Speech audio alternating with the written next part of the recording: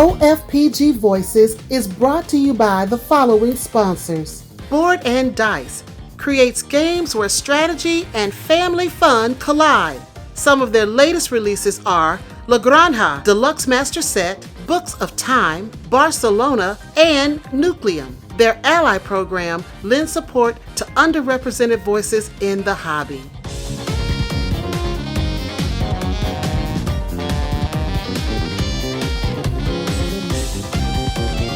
Pandasaurus Games prides themselves on innovative, groundbreaking designs with art that pushes the boundaries of creative expression.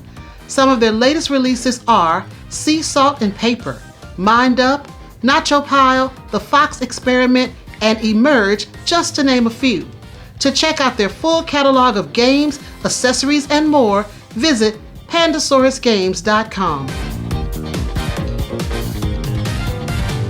Hi everybody, I'm Starla. I'm Mick. And we are Our Family Plays Games. Voices, yes. Yes. And welcome back to another episode. Welcome back. Yes. Here we go. You know, every episode we do something a little different. Yes, we do. We have themes. We have themes. We try to focus on something new. Uh-huh. And this week is no exception.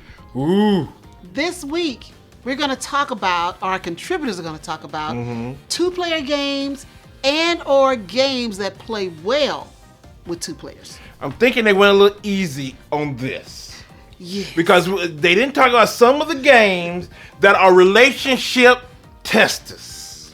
You know, They test when I your think about it, relationship. you know, none of these games are vicious. No. You know, they're nice, friendly two-player games. Kind of competitive, Yeah, but they're some not competitive. coming at for the juggler of your partner. Yeah, there's some two-player games Yes. that can Seven make you Wonders upset. Duel.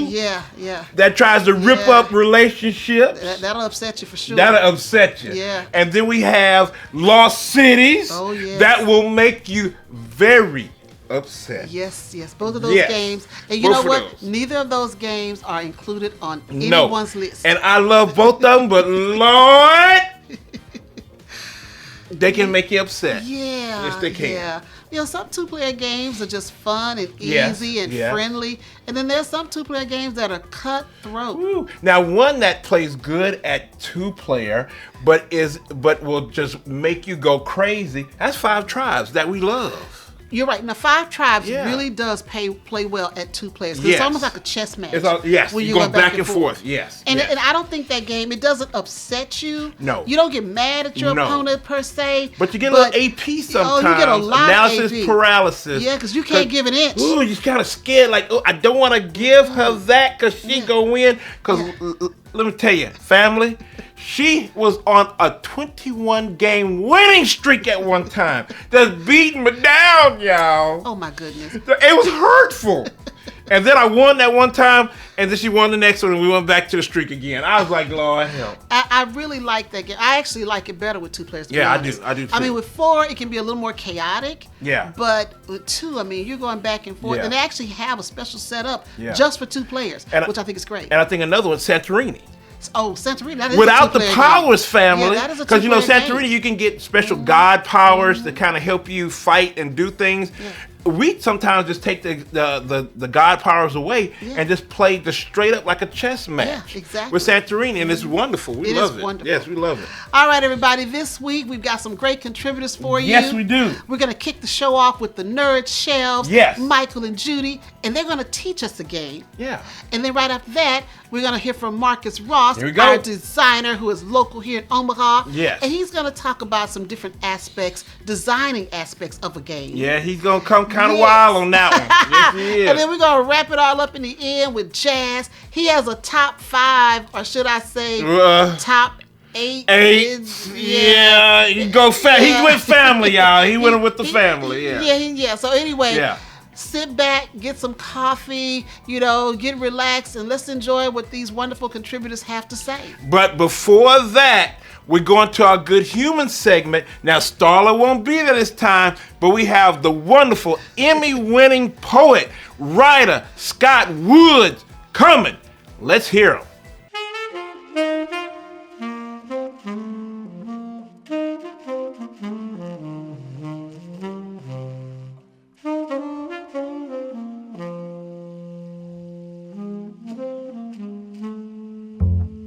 Hi, I'm Scott Woods, a writer, arts curator, librarian, and board gamer in Columbus, Ohio. I want to talk to you about applying a gaming concept to the rest of your life: victory conditions. A huge part of my responsibilities in the creative realm involve working with artists, and I use that term broadly: visual artists, writers, musicians, poets, all of the above and more. I spend a lot of time helping them navigate how their work appears in the world, mostly through the internet, and using it to build audiences that will come out of their homes to engage their work. One of the things we're constantly having to navigate is the definition of success. Whenever someone comes to me with an idea, my first question is almost always, how do you define its success? Is it head count? Is it tickets sold? Profit? Is the win that it happened at all? I know a lot of you out there are creating things online with the hope of building an audience around things you care about. I hate to use the word content, but it kind of fits here. There are all these metrics around what we create these days, but the one we give far too little attention to is how we define success. What are the victory conditions that determine what you will get out of the work you're doing? You get to set those parameters. Visual artists are a good way to unpack this. Artists want to be seen. Some of them may want to sell their art or show it in a gallery. Most artists are happy with one of those goals in some capacity, whether or not it ever becomes a profession. But a lot of advice they get on the internet is to spend a lot of time online, getting their name and work out into the world. This thinking has roots in the notion that they should be selling art, because if you make something, of course you should turn it around and make money off of it. If you can't tell by the way I'm saying that, I disagree, but that's another video. What's more important here is how competing against the rest of the internet with something you care about, and let's be clear, everything about the internet is gamified, affects what we do, how we feel about it, and worse, how we create things. Artists get sad when only 30 people like the picture of their painting they posted. They wonder why they bother when they only have 500 followers on a platform. In situations like this, I like to apply some contextual math to their frustration. For instance, most artists never get a gallery show. Some may be part of a showcase with many other artists if they're lucky, but getting a decent solo show together is hard. Just showing your art in the real world is a win condition. On top of that, if you've ever been to an art exhibit opening, they can be very hit or miss. There may be a lot of people there, or there may be only a handful of people all night. On top of that, opening night is typically the biggest audience for an art show. An exhibit may be up for a month or longer. But for most artists, opening night is it for attention. No more press, no more visitors, no more wine and cheese plates. Ask a gallery owner, how many people usually show up for an exhibit on average after opening night? The answer will make you wonder how any of them stay open. Now, consider the audience an artist has online. Whether or not you can sleep at night is largely determined by your honest, real, personal definition of success. If you really had no expectation that your art would sell and you just wanted to get eyes on it, congratulations. The internet is doing that for you every time you post. You win. If you get 50 or 100 people liking your post, that's more people than show up for a typical art opening that's gotten no press or major support, which, for the record, is most exhibits. 50 or 100 people looked at what you created and liked it enough to respond to it. They may not be viral or it may not turn into a sale, but that's a win, because you can do a search on any platform for art and find thousands of people being liked by no one. I implore you to prioritize joy as high on your list as you can in what you do. Once you turn it into a job, you're going to run into hurdles no matter how much you like it. But if joy is a requirement in what you do, you're going to be okay. I have a podcast that a friend and I produce, but we only do it when we feel like it. We don't worry about how many people listen to it or if it goes viral. It's for us first. and we already have jobs that keep us alive, so we're under no obligation to put it into the world. Worrying about how to flip this thing that we love, two guys talking about issues important to us in extremely unfiltered ways, could very well turn into something professional if we leaned into it. But we don't, because we've defined the success of that project by how much relief we feel after doing a recording. We've recorded whole hour-long episodes, never put them out. Ultimately, we do it for us. A lot of people who make things say that, but it can be hard to walk that walk. The internet has everybody trained to turn every passion into a gig and every talent into a commodity. Maybe we should all be starting our definition of success there, by trying to come from a place that is honest and truly about us first. That's not being selfish. That's good living. That's self-care. That's knowing your boundaries and what will make you happy. Let the first step to being a good human manifest in being good to yourself. Hi and welcome back to another Voices episode. I'm Judie. And I'm Michael. And we are from the Nerd Shelves. Thank you, Our Family Plays Games, to include us in Voices series. Yes. Today we're going to talk about a two-player game. Two-player only games. Yeah, two players Only 2 players, yes. And that is Hanamikoji. Hanamikoji. This is more special to me. It's published in Taiwan. Yeah. From Emperor's 4. Yes, absolutely. That's pretty cool. Yeah, so Michael's gonna teach the game and talk about it, and then we're gonna come back and tell you what we think. Yes. In Hanamikoji, players are going to be playing cards by placing them on their side of the different geishas, trying to win their favor. At the end of each round, the player who has the most cards on their side of each geisha will win the favor and slide the token towards them. At the end of a round, if you have won the favor of 4 different geishas or have 11 charm points, you win the game. The game consists of 7 different geishas that each have different values or charm points. There are 3 geishas with a value of 2, 2 geishas with a value of 3, a 4, and a 5. There's also a deck of cards with cards representing each of those geishas.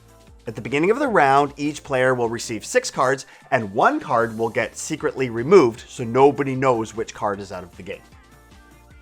A round consists of each player taking turns one after the other, taking one of the 4 actions available to them. They can take these actions in any order, but they can only use each action once per round. So once you've taken that action, you have to flip the tile over. You can either choose 1 card from your hand and place it face down under the secret marker, and it will be revealed at the end of the game. Or you can take 2 cards from your hand and discard them without the other player knowing which 2 cards you've discarded. You can choose 3 cards from your hand, turn them face up, and the other player chooses one of them to place on their side of the geishas, and you get to keep the other 2 to place on your side of the table. Or you can choose 4 cards from your hand, turn them face up, and put them into 2 different groups. The other player gets to pick one of the pairs and put them on their side of the table, and you get to keep the other 2 and put them on your side. After both players have performed 4 actions and had 4 turns, each player will turn over their secret card, place it in front of the right geisha, and then check for the geisha's favor. The player who has more cards of that value on their side of the table wins the geisha's favor, and the token is moved to your side of the board. Once you've checked all geishas, if one of the player has 4 different geishas' favor or has accumulated 11 points, they are the winner. If not, the cards are reshuffled, the 4 action tiles are flipped over, and a new round begins. In between rounds, the geisha's favor tokens stay exactly where they are. You keep playing until at the end of a round, one player has either won 4 of the geisha's favors or has accumulated 11 points. So that is Hanamikoji. Yeah. I love this game. The first time I saw it, the art is beautiful. Yes. And it plays very simple, Yeah. yet thinky. Yes. Yeah. Yeah, that's a good way to put it. There's only 4 actions you can take. Yes. So you don't have to learn many rules. But it's so thinky, like you said, because you can't just put the cards you want on your side of the table. You have to find a way to get the other player to take something for you to have something on your side. So you're kind of always trying to manipulate the other player into taking things that you want them to take without taking what you want. Yeah. And the timing is so important. The 4 tiles it's under your control to decide which one you want to use first and which card you have. And it also kind of matters with your luck because what card you draw, it all connects. And it's so cool. I haven't really seen other games has this kind of mechanism in it. No, it's very unique for sure. Yeah. And I love that, like you said, how you get to decide which actions you want to do in which order. But it is so important because sometimes I might want to take 2 of my cards and just discard them right away. But sometimes I want to know all the way to the end which 2 cards I don't want. Yeah. Sometimes I know what cards I'm going to go for, so I want to put those under my hidden ones. It's every time, like you said, the luck. It depends on what cards you're drawing, and I can't believe for only 4 actions how thinky it is. Yes. On the boxes, they only play 15 minutes. Yeah. And it's really quick and simple. You can teach right away and play right away. Absolutely. I don't think anybody's ever won in 1 round anytime we've ever played it. We played it a lot. Yeah. But it's almost always 2 or usually 3 rounds where somebody wins. Yes, absolutely. And very quick. Consider not a lot of components. We even look at the cards ratio for the number 5, number 4, number 3, number 2. It is so well designed. Yeah. It is so balanced. All the value 2s have 2 cards each. All the value 3s have 3. All the value 4s have 4, and the value 5 has 5. Yeah. But there are only 3 sets of 2, 2 sets of 3, and 1 set of 4 and 5. Exactly. So it's very balanced. Yeah. I don't know how they design it, but it's very balanced and it's so cool. Yeah, it's plays so well. It's kind of perfect, actually. Yeah. I really like it. Love Yeah. it. So we have to share this with you because, it's such a good game. Totally. Yep. So it plays well. Yes. It's thinky. It's easy to teach. It looks beautiful. It's in a small box. It plays for 2 players only. Yes. What's not to love? And it's not something that you want to flip the table, so we can still remain very friendly after that. Maybe. Sometimes. Yeah, so that is it for today. Yes. 2 players only game, Hanamikoji. Yes! Hanamikoji, what a great little game. Yes. Until next time. Take care, everybody. Bye. Bye. Hello, I'm Marcus Ross with Board&Dice Games, checking in with a new segment of Designer's Corner for OFPG Voices. This time, I'm discussing graphic design choices in several iterations of the same game. Think of it like a case study. Today's subject is a secretly popular mass-market card game called Skip-Bo. Before we can analyze the design's impact on the gameplay, we'll have to go over the basics.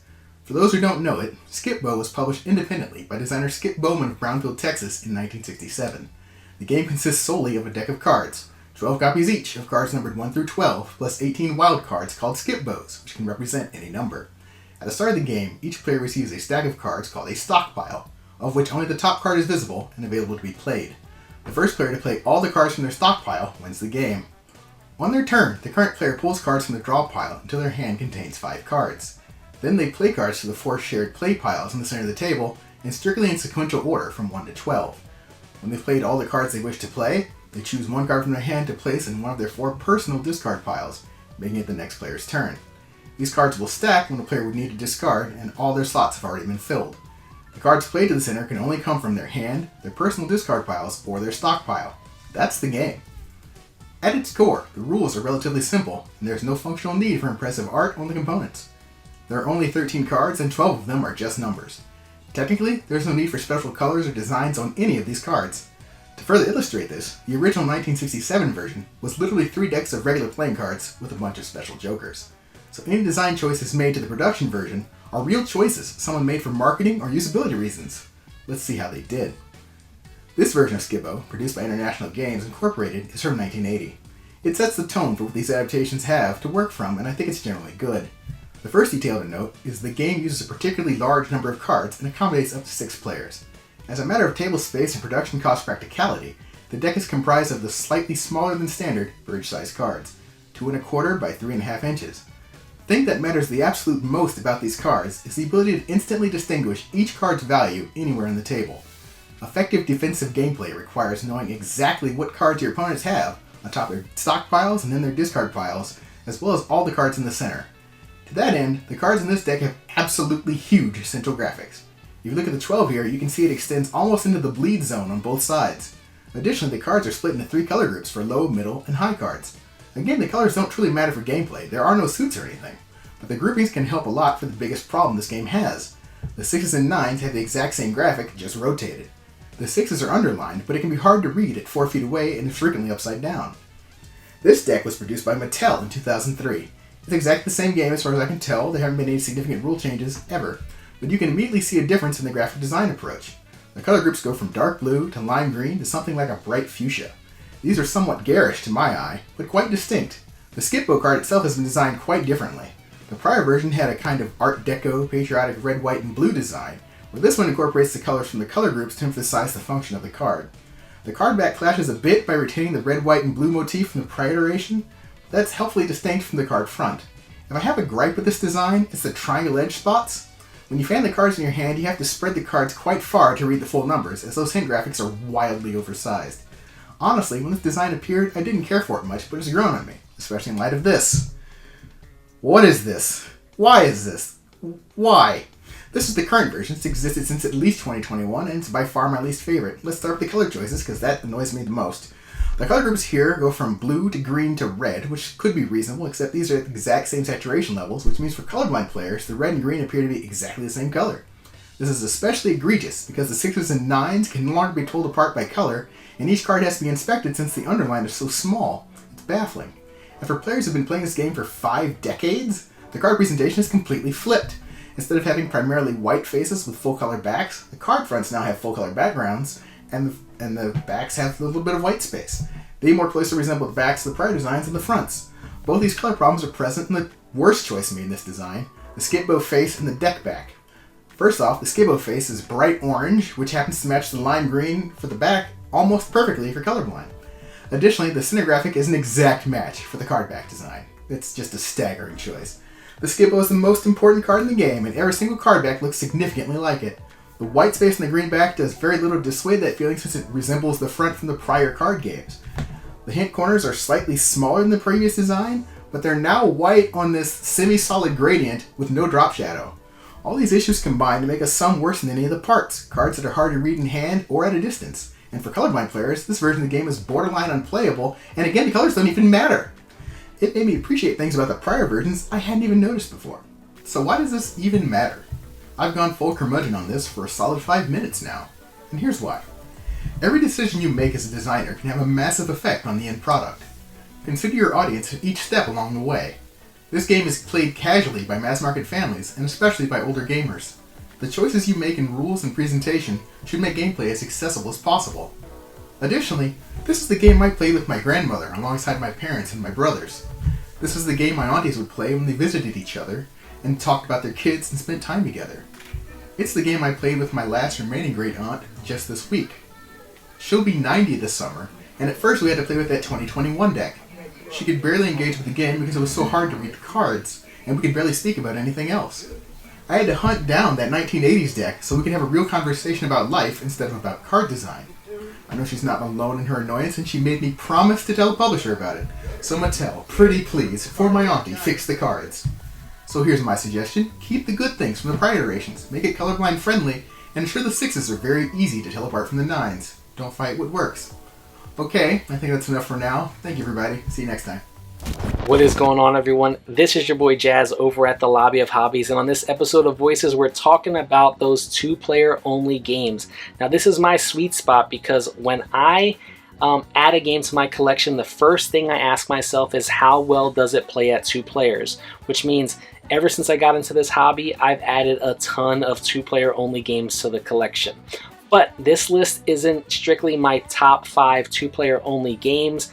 I'm focusing on around the buzz that is Disney Lorcana and Star Wars Unlimited. You know, those new collectible trading card games that kind of give you that Magic the Gathering, Pokemon feel.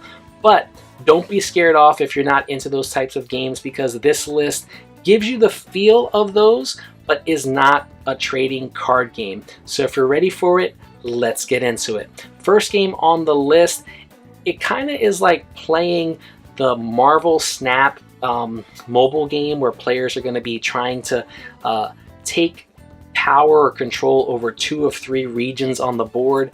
This is Air, Land, and Sea, or you can get the cutesier version, Critters at War. Players are going to have cards in their hand that are going to have various powers and various abilities, and they're going to be playing those cards into 1 of 3 theaters or regions on the board, trying to gain power over 2 of those 3 regions. At the end of the round, if you have more power in 2 of those 3 regions, you're going to win that round and score a set number of points.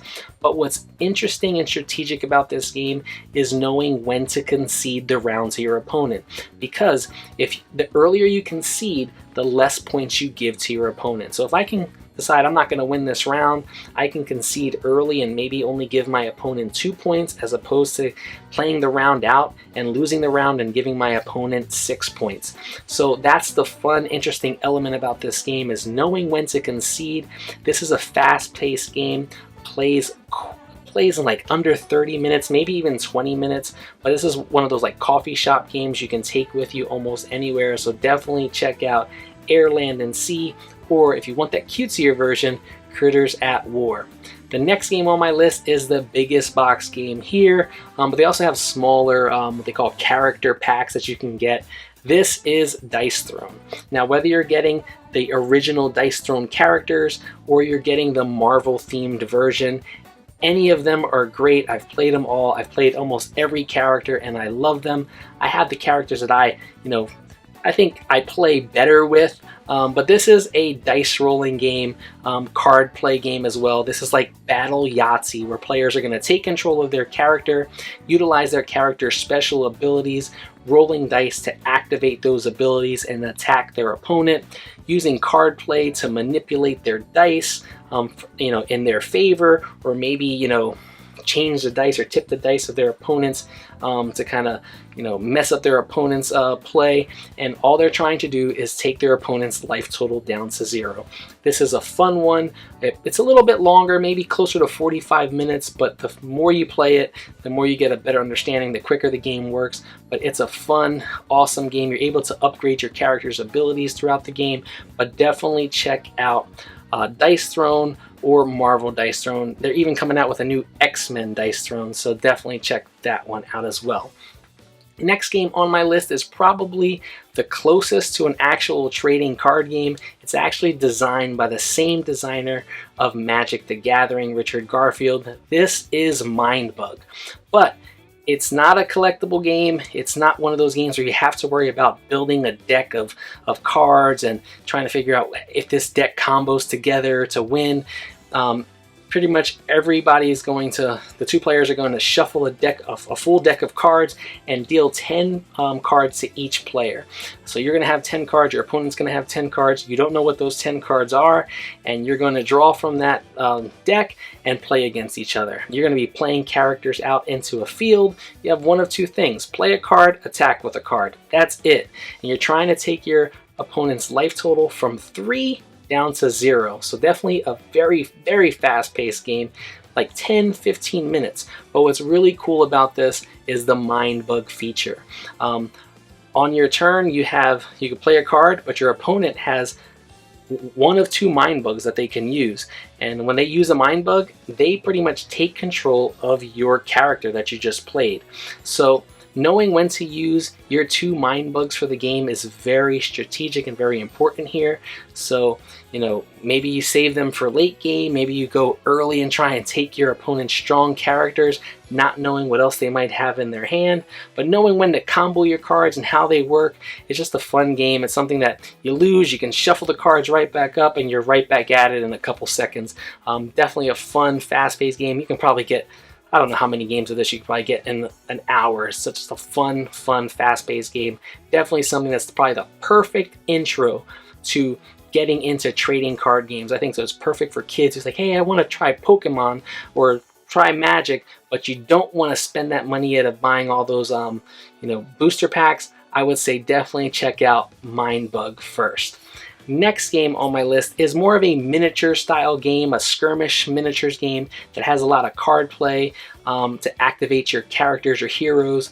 And you're going to be moving your characters and heroes throughout the board and attacking your opponent, taking their life total down to 0. This is Unmatched. And you can take characters from the T-Rex in Jurassic Park to Bruce Lee to Medusa to Buffy the Vampire Slayer. So many characters in this universe, but a very fun, fast-paced, miniature style skirmish game. And whether you're into miniatures or not, sometimes you just find a cool character that you enjoy, that you just love playing, and you're just trying to see if you can defeat your opponent, see if you can corner them with your sidekicks and take them down. It's a very fun game. They even have a cooperative version now that you're playing with someone against the board. So definitely check out Unmatched. Now my last game is not one game, it's a set of games. I'm sorry, I had to put it on there. This is that deck building genre of games, and no matter which one of these 4, yes I said it, 4 games that you pick, you cannot go wrong because all of them are great. These games are going to be Star Realms, Hero Realms, Shards of Infinity, or Star Wars the Deck Builder game.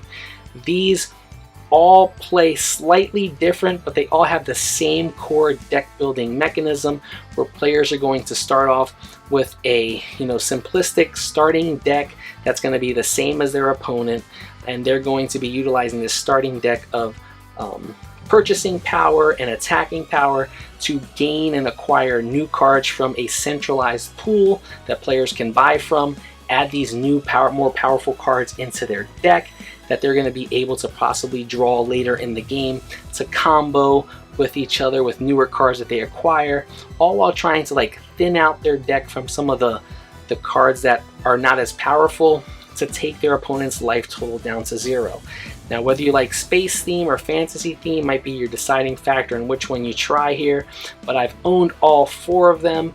I only own 2 of them now. If you want to know which 2 I own and why I selected these 2 specifically, just ask me down in the comments below. I will tell you, but I've owned them all 4. I probably, if I wanted to, would probably still have all 4, but no matter what, they are all great games. You can't go wrong with either one. So that's my list of top 5, really top 8 games that I think you need to check out if you've ever been interested in that trading card game type feel, or you just like dueling back and forth with one other player at the table. All of these games play within probably 30 to 45 minutes the most. So definitely check out the list of these games I just gave you. But what are your favorite 2-player only games? I want to know if I've ever played them, or maybe I have them in my collection. Maybe I haven't even gotten them to the table yet. Let me know down below. But without further ado, I'll see you on the next one. All right, another great episode. Another great one. Another great one. Yes, now Scott just really set it off. Yes, he did. I mean, I love what he contributes to the show. He makes you think. Always. He makes you think. Always makes you think. How do you define success? Yeah. And I just think, and also, what is your victory condition? And I think that kind of goes together. And I think it's kind of like you want a good life. You want a good life. And then I think what, we just recently heard Warren Buffett, the owner of Berkshire Hathaway, he said in his, this is a billionaire now talking, he said, what he sees in life is that if you're happy in life, you must make others happy in life. And that's I totally agree that's with a good victory condition. And that's success. Yeah, and that's something that Scott if you're touched happy, make others he touched on prioritizing joy. Yes. And we should. I think a lot of times we neglect joy because we're so busy trying to get that dollar, trying to buy things, trying to do more, be more. But is that really success? Yeah.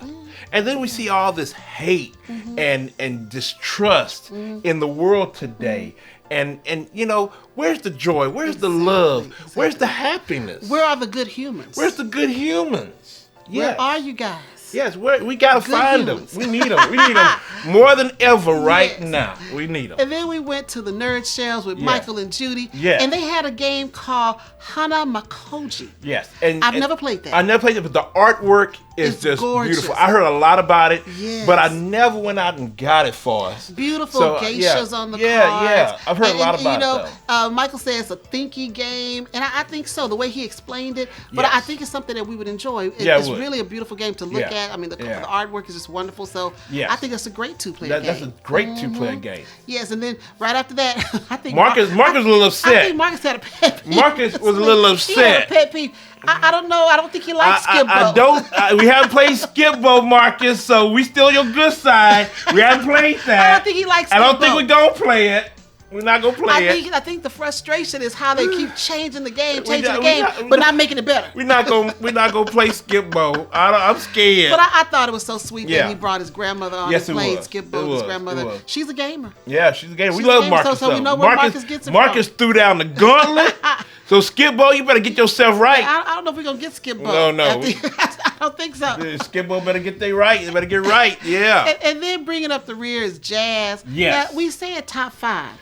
And I don't know where Jazz, he lost count. So. Now, Airland and Sea, I want to play. Yeah. Dice Throne, love it. Love Dice Throne. It's so much fun. That's why it's so popular out there. Mind Bug, still need to play that one. Haven't played that one. Unmatched, come on. Yes, you love Unmatched. Restoration Games, love everything. It is on. Love it.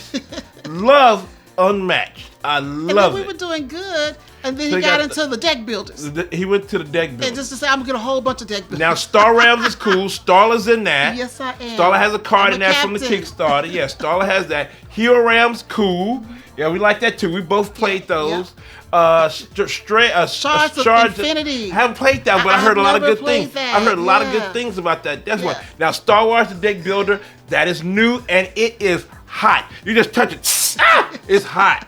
And we definitely have to say it because yesterday that we taped this, it was May the 4th. Yeah.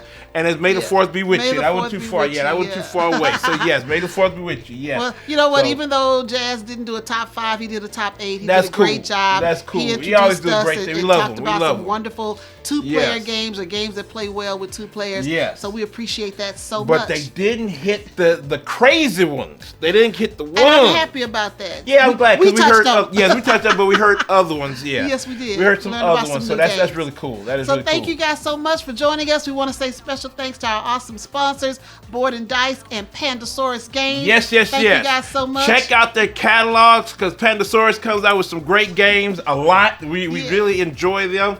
And then also Board&Dice. They're dropping some good ones. Yes, they are. Check them out. Now, Starla, merch. What about our merch? Well, What's going on? If you want to get a shirt or a cup or a mug, we got some with our original logo or with some of our logo designs, from different artists such as Beth Sobel and then Lynetta Lee here at Omaha, and then also we have Katia who did a shirt.